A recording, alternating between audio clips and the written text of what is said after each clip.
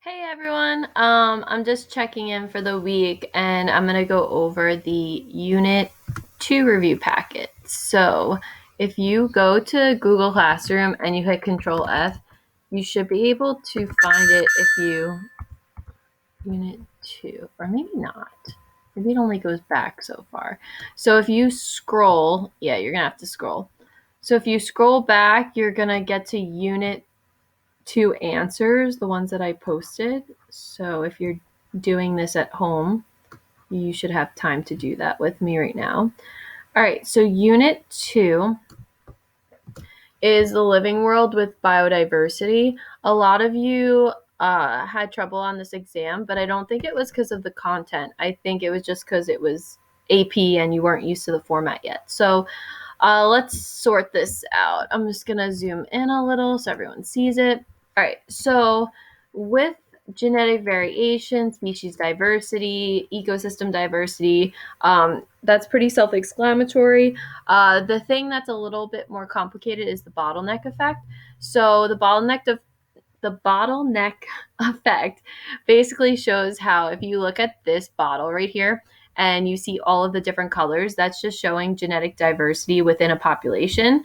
And it shows how when an event happens that causes a massive die off, you have all of these different organisms coming out of the population, they're dying, and what's left at the end is not a lot of genetic diversity. So if this population was to have a chance to come back, the problem with that is you're going to have a major loss of genetic diversity, because if you take a look, you only have blue and white left over, but in this bottleneck you might have had these yellow ones, there might have been other ones in there. So it's just saying that when you have a massive reduction of a population, you're just not going to get the same genetic diversity if they were to flourish again. And that's why like zoo breeding programs, they send these animals all over the world. So you might have a tiger that's in the Bronx Zoo, but a tiger in Asia might need to reproduce. So instead of reproducing with one of the tigers there, they might send the sperm over to the Asian zoo, and that way they keep diversity within the species. So that's just one of the ways they do it. Specialist versus generalist. I can't talk today. I think I talk too fast for myself.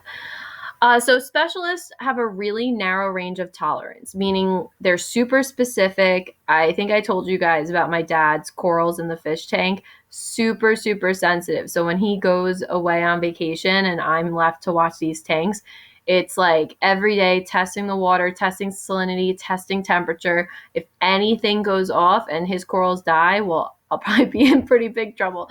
Another organism is the koala. They strictly feed on bamboo. So if they were to move koalas, or I was thinking pandas, sorry, pandas strictly feed on bamboo. So if they were to take the panda and move it somewhere else in the world, it could not survive unless it can adapt to a new food source, and chances are it probably wouldn't be able to. Koalas, they also have a very specific food source. They like to feed in gum trees and eucalyptus trees. So if you were to move them into a different climate where those trees cannot grow or they're just not found, then they're also going to have a hard time. Generalists, you could pretty much take anywhere and they're going to be fine. So raccoons, you will find raccoons all over the United States. In other countries, they might have like a different offset of a raccoon. I think in Costa Rica they had raccumundis. They were pretty cool. Or I don't even Coatis. Those were pretty cool too. So there's generalists in all different countries. They basically thrive off human garbage or leftover remains from buzzards or anything that's kind of left laying around. They're probably going to go over, they're probably going to sniff it, and they're probably going to eat it. So coyotes, humans are really good at this. Raccoons, my cockroaches, I literally take like scraps from what I eat for dinner or for breakfast, and I'll like throw it in the tank, and they're excited about it. So they are more generalists. Uh, Obviously, generalists would be more adapted to survive in a changing environment because they're not that specific. Now, these different animals that are listed over here, they're known on the AP to have certain titles. So whenever you see a zebra mussel, they're invasive, and they're invasive to parts of the Great Lake, and they tend to take over the Great Lakes and the areas. So when people do bring their boats into different lakes, they do have checks to make sure that they're not inside of the tailpipes, things like that.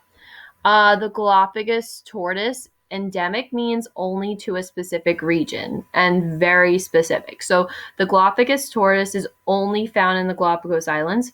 That is why I got to go there, because that is the most awesome thing ever. The Galapagos is known to have a lot of endemic animals because they are so far removed from the main continent. So you have Galapagos tortoise, marine iguanas. A lot of the finches are also endemic. The Galapagos shark is not, it should be endemic, but now it's kind of spread out a little more. So I would say that that's an exception.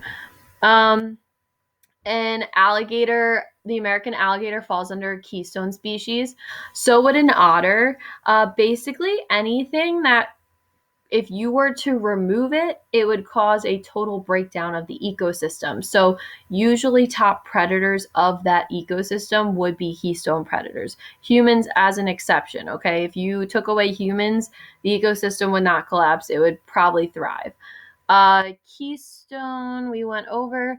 Tiger salamander is an indicator species. So a salamander is a type of amphibian. It's like a lizard-like creature. It can live in the water. It can walk on land. It just has to stay moist. The big thing with indicators is it can tell you the health of an ecosystem by counting them.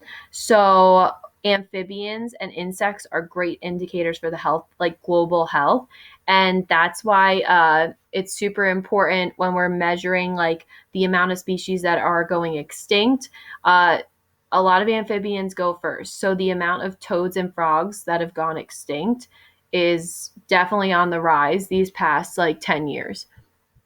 And let's see, this Norway rat is a generalist. Rats feed on anything. And then the panda being the specialist, which we talked about before.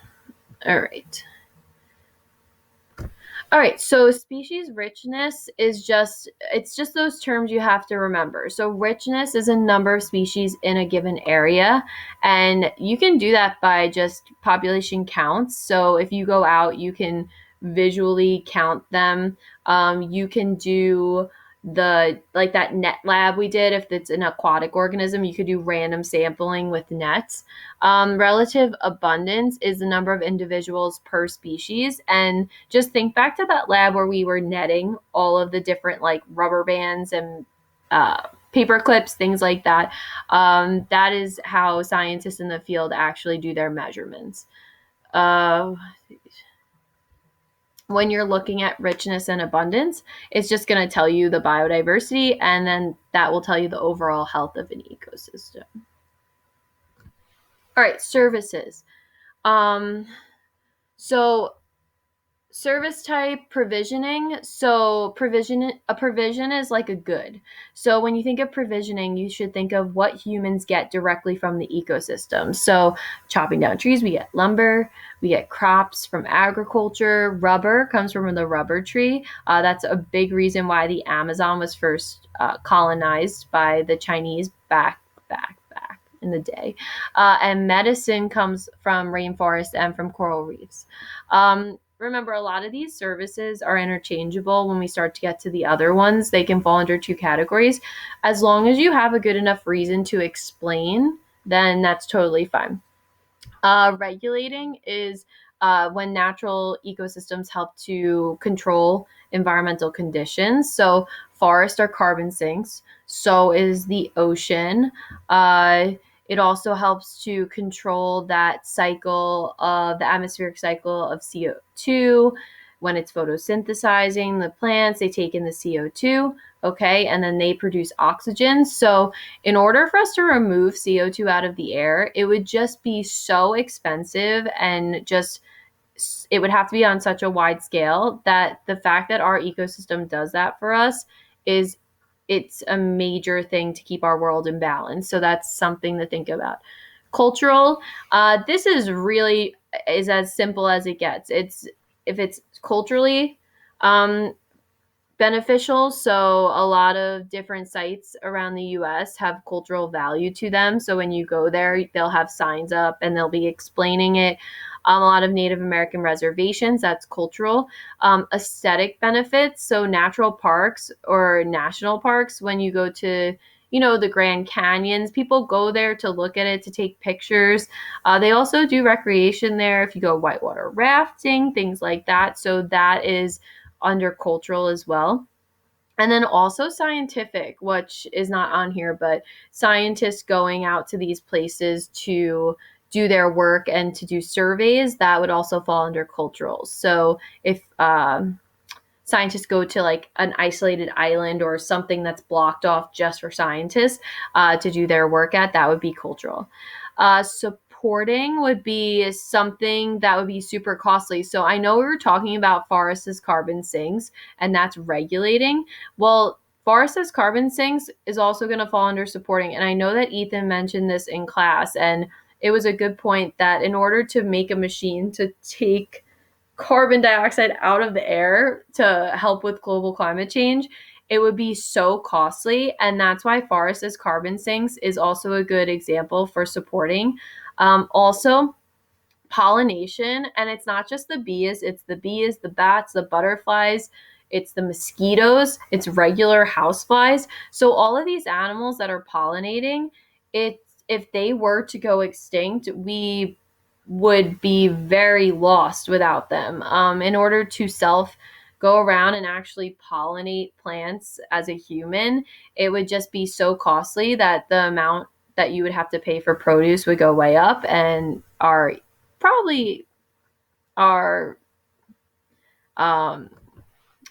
what's the word? Our economic situation would be far worse. Okay, so these are all here. I think they're pretty explanatory now that we've talked about it earlier. All right. 5 ways humans have disrupted the ecosystem services on Earth. I just put 5 that I thought of.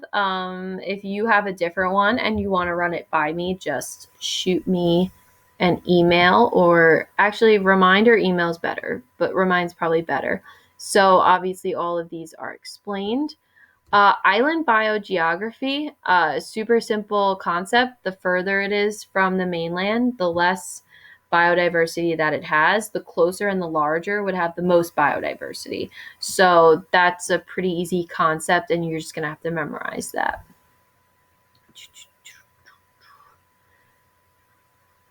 Range of tolerance, zone of intolerance, zone of physiological stress.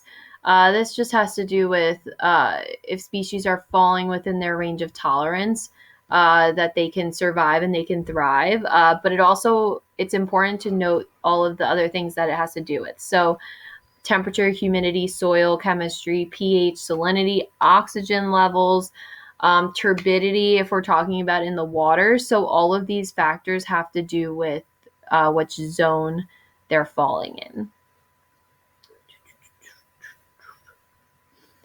I'm trying to get to certain ones I know are harder. Okay. Ecological succession. You've talked about it in living environment. Now we come back to it. It's just important to memorize. So primary is when bare rock is exposed and it's the first time that it's ever been colonized. So primary first, okay? So if a volcano erupted and you had that hard igneous rock left over, that would be the first time that it's colonized. So different like bacteria, things like that would come in, microbes, they would break down that rock. Weathering would happen that would break down that rock. Eventually you'd get soil, and then you'd start to get the small mosses, lichens, pioneer species coming in.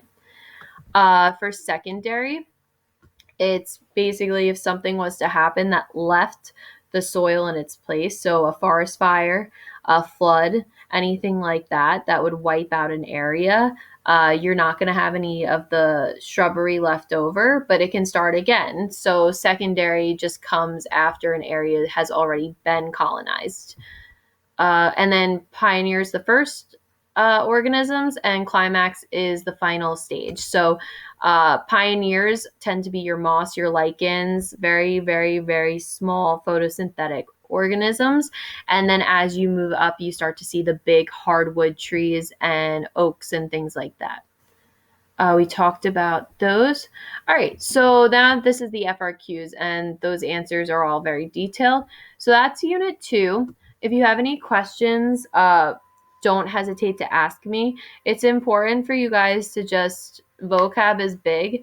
And then what I would do is I would definitely print these out if you have a way of doing that, and just have like a paper copy to just have in front of you.